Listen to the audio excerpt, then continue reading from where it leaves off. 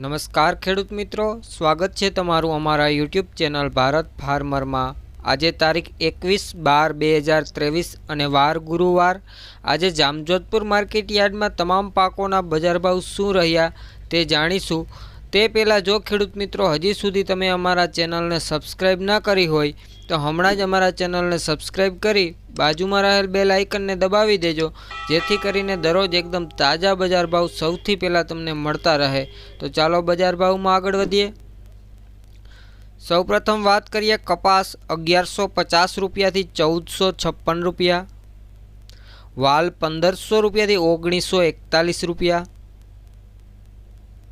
soybean 806 રૂપિયાથી 916 રૂપિયા,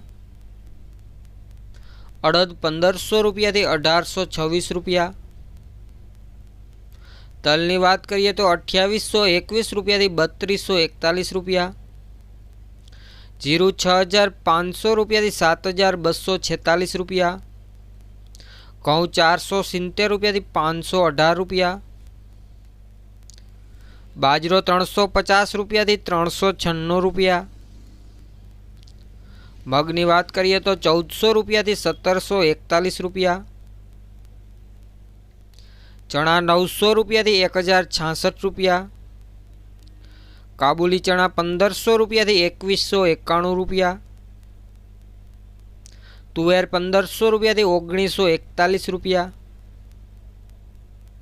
એરંડા 1080 રૂપિયાથી 1136 રૂપિયા,